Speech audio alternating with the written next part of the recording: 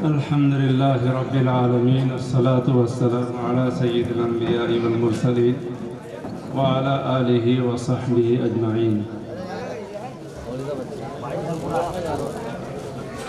اللہ تبارک تعالیٰ نے ہم سب کی اصل کامیابی جنت میں رکھی ہے، اور جنت میں وہی آدمی جائے گا جو تربیت یافتہ ہو. دنیا کے اندر جس نے اپنی تربیت کر لی اسی کو جنت میں ٹھکانہ ملے گا. وہاں گندگی یا کینہ، حسد، برائی کی کوئی جگہ نہیں ہے. اور تربیت کے لیے ہمیں وہ طریقہ اپنانا ہے جو اللہ تبارک تعالیٰ نے جناب رسول اللہ صلی اللہ علیہ وسلم کو عطا فرمایا تھا.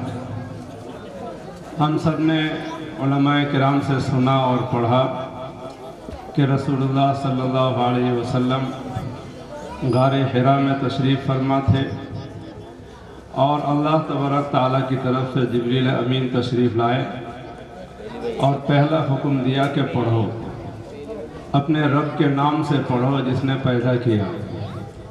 انسان کو پیدا کیا لوتھڑے سے، تو سب سے پہلا جو کام ہے اپنی تربیت کے لیے وہ پڑھنا ہے، تعلیم ہے. اس کے ذریعے سے ہم اللہ تبارک تعالیٰ کو پہچان سکیں. اپنے رب کے نام سے پڑھنا ہے، ایسی پڑھائی جس کے ذریعے سے ہم اپنے خالق کو پہچانیں. اقرأ وربک الاکرم الذی علم بالقلم. پھر دوبارہ یہی حکم دیا کہ پڑھو، تمہارا رب بہت دینے والا ہے جس نے قلم کے ذریعے سکھایا. ان آیتوں کو نازل کرنے کے بعد جب یہ آیتیں نازل ہوئی تو آپ صلی اللہ علیہ وسلم تشریف لائے اپنے گھر پر. اماں جان خدیجہ رضی اللہ تعالی عنہا سے فرمایا کہ زملونی زملونی، کمبل اڑا دو. جب کچھ سکون ہوا تو آپ صلی اللہ علیہ وسلم نے اماں جان خدیجہ رضی اللہ عنہا سے وہ سارا واقعہ سنایا جو غار حرا میں پیش آیا. تو اماں جان خدیجہ رضی اللہ عنہا نے تسلی دی. جس کے اندر جو باتیں فرمائی اس کے اندر ہماری تربیت ہے کہ آپ صلی اللہ علیہ وسلم کی زندگی کس طرح گزری. 40 سال جو زندگی نبوت سے پہلے، اور اسی طریقے پر نبوت کے بعد جو امت کو تلقین دی ہے، امت کی تربیت کے لیے، تعلیم کے لیے، وہ کیا چیزیں ہیں.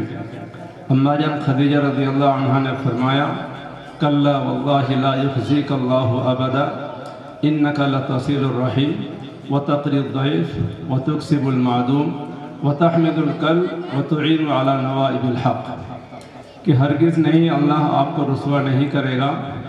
آپ بڑے اونچے کام کرتے ہیں، آپ مہمان نوازی کرتے ہیں، صلہ رحمی کرتے ہیں. جو لوگ عاجز ہیں کمانے سے، بے بس ہیں، بے کس ہیں، ایسے لوگوں کو آپ کما کر دیتے ہیں، لوگوں کا بوجھ ہلکا کرتے ہیں، مصیبت زدہ لوگوں کا تعاون کرتے ہیں، جس کو آپ ایک لفظ میں خدمت خلق کہہ سکتے ہیں. تو اپنی تربیت کے لیے جس طریقے سے ہمیں قراءت، تعلیم اور ہر اعتبار سے پڑھائی میں لگنا ہے، ایسی اس کے ساتھ ساتھ خدمت خلق میں لگنا ہے. ایک ایک مخلوق کی خدمت کرنی ہے، چاہے ہمارے گھر والے ہوں یا پڑوسی، چاہے مسلمان ہو یا غیر مسلم، یہاں تک کہ جانور، ان کے بھی حقوق ہمارے ذمے ہیں. تو ہر ایک کی خدمت اس کے ذریعے ہماری تربیت ہوگی. اس کے بعد اللہ تبارک تعالیٰ نے جو دوسری وحی فرمائی یا ایھا المدثر قم فانذر وربک فکبر وثیابک فطہر، جس میں اللہ تبارک تعالیٰ نے یہ حکم دیا کہ کھڑے ہو جائیے، لوگوں کو ڈرائیے. دنیا کی تخلیق اور تخلیق کا مقصد کیا ہے بتائیے. انذار، لوگوں کو آخرت کے عذاب سے ڈرائیے. ہم دنیا میں کیوں آئے، کس نے پیدا کیا، اور کیوں پیدا کیا، ہمیں کہاں جانا ہے، ہمارا انجام کیا ہے، ان باتوں کو سمجھائیے. اور جو ان باتوں کو مان لے ان کو جنت کی بشارت، اور جو نہ مانے ان کو جہنم کا انذار، جہنم کا ڈر سنانا.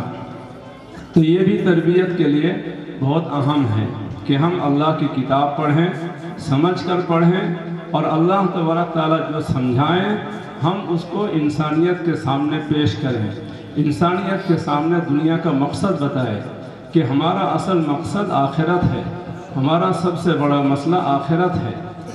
اس کے بعد اللہ تبارک تعالیٰ نے جو آپ صلی اللہ علیہ وسلم کو حکم دیا وہ قیام لیل کا، یا ایھا المزمل قم اللیل الا قلیلا، راتوں کو اٹھنا، اللہ تبارک تعالیٰ کے سامنے کھڑا ہونا اور پھر گڑ گڑانا، دعائیں کرنا، اللہ سے مانگنا، یہ نہایت ضروری ہے۔